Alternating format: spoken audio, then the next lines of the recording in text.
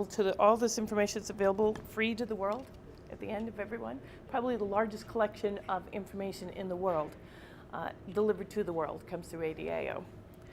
Little plug for ADAO. Okay. All right. Ready when you are. Tell me. I'm rolling. How do you think the new healthcare bill is going to impact people with mesothelioma? Well, what we're trying to do is to reach the point where more people have insurance. There are 50 million Americans who have no insurance, and it's important that we extend the reach of insurance to the 30 million who will be covered by this new bill. In addition, we give people a better fighting chance against health insurance companies that say no. Many states, like my own here in Illinois, has the highest number of rescissions, that is cancellations of insurance, health insurance, of any state in the union.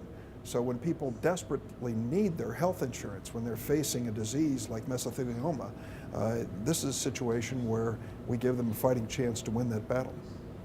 What do you think the prognosis is on getting a ban on asbestos through Congress? I still think it's important that we do this. And Senator Patty Murray of Washington has been our leader on this issue.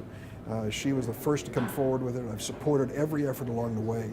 We know enough now about asbestos to realize the danger, the inherent danger of this product, and I think it's important that we ban it. There could be certain isolated, encapsulated applications that are clearly not a hazard to the public or workers, but beyond that, I would basically ban the substance.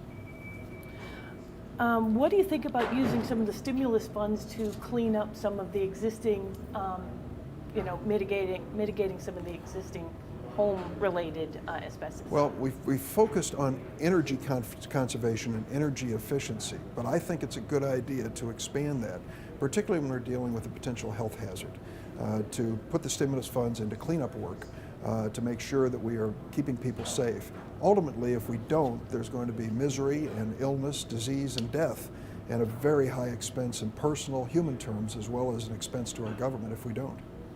How is the new healthcare plan going to protect people's legal rights? Well, what we try to make sure of is that we don't compromise the rights of those who are victims, for example, of medical malpractice, to be able to have their day in court. President Obama's made it clear that he opposes caps on pain and suffering. I fully support his position there.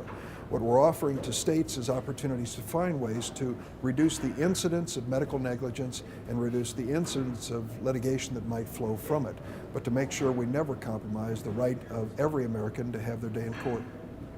And lastly, what do you think will move the needle so that a ban will actually go into effect? Well, I think the increased number of claims, the exposure of companies is the force that we need. That really is what's behind our system. There comes a point where those organizations and companies realize it's in their best interest to make sure that exposure never takes place again. And whether it's innocently or intentionally, we've got to make sure that that doesn't happen. That means banning it as a substance for use in America. Lastly, what does it mean to you personally to get this award from ADAO? Well, I've worked with this organization. ADAO has really made a difference. In the middle of the debate on asbestos reform, as they called it, and asbestos litigation, this organization stepped up with real-life stories. And I'll never forget those meetings, sitting down with families and survivors and people who were telling me what happened when out of nowhere they learned that someone in their family had asbestosis or mesothelioma. I remember those stories when I went in to make my speeches and made my amendments and cast my votes. So thanks to ADAO for all they do to keep us aware of the reality of asbestos-related disease and death. Thank you so much, sir. All right.